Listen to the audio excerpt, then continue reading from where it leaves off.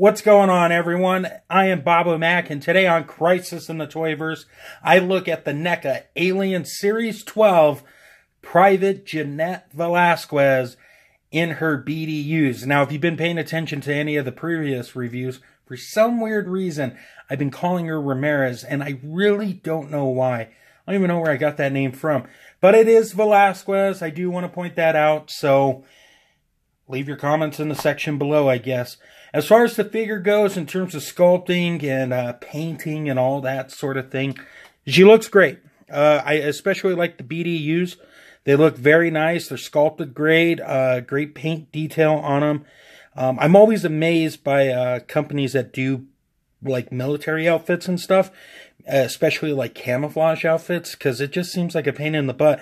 But NECA has nailed it. It looks great. I got no sloppiness on mine. There goes her gun. That's okay. The bandana's done great.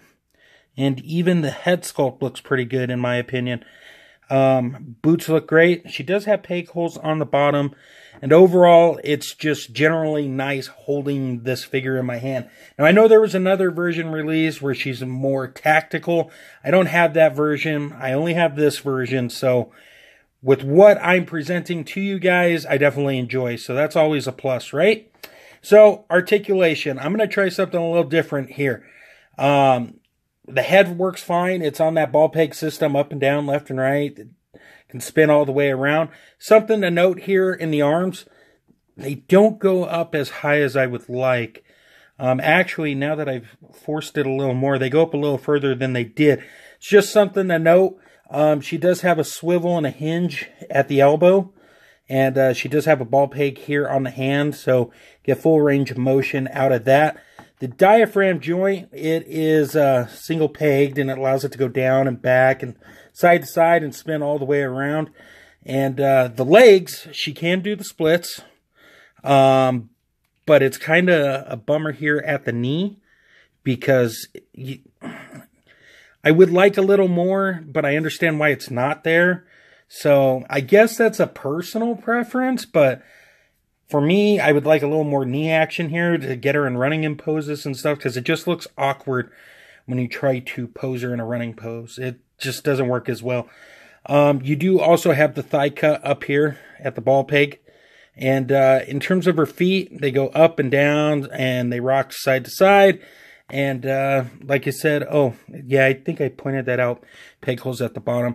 So, all in all, decent amount of articulation for a decent figure, to say the least. Let's go ahead and talk about the accessories and go from there.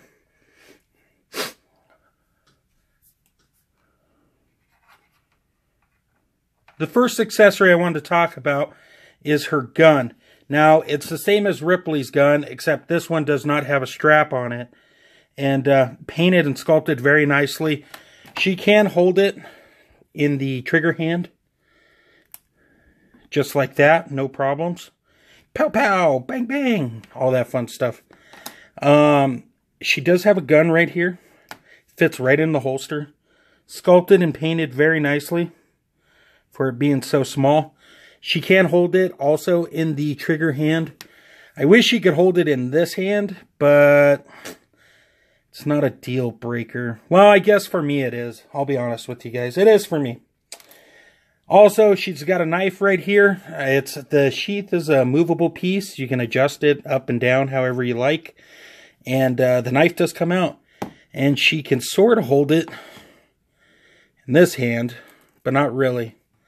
And she definitely can't hold it in the other. So that's a big disappointment. But the knife is painted and sculpted well enough. And it does plug back in. So her accessories are great. But the problem I have with the figure is that she really can't hold them in this open hand here. That's kind of bothersome. I would like it that she could hold it in one hand, like the big gun, and then have the knife in the other, or have the other gun in the other hand. So, a little bummed out about that, but it's not a deal breaker. So, let's do the size comparison and wrap this stuff up. Alright, here's the size comparison. On one side, we have the James Cameron concept art Xenomorph, and on the other side, we have the Series 12 Ripley, and in the middle we have Vasquez herself. Definitely the shortest member of this group right here. Ripley just towering over Vasquez. And obviously the alien doubling that. So here's my final thoughts about this line. Now, I've had some YouTubers comment to me and say, like, a lot of these are just reused parts and a lot of these are blah, blah, blah. I honestly didn't know before reviewing this. Since then, I've gone in and seen where I can understand those gripes and complaints 100%. So I don't know if this line is for everyone. For me, I didn't pick up any of these other figures beforehand, so it was an easy buy for me. But for those who have already gotten these figures already, like, I understand the complaints. I get it. I totally do. But if you're like me and you haven't picked up any of the others before, I would say go out and buy this line. And definitely buy her, because she was, I believe, in Series 9, if I'm not mistaken. She's not around, and she was in different gear.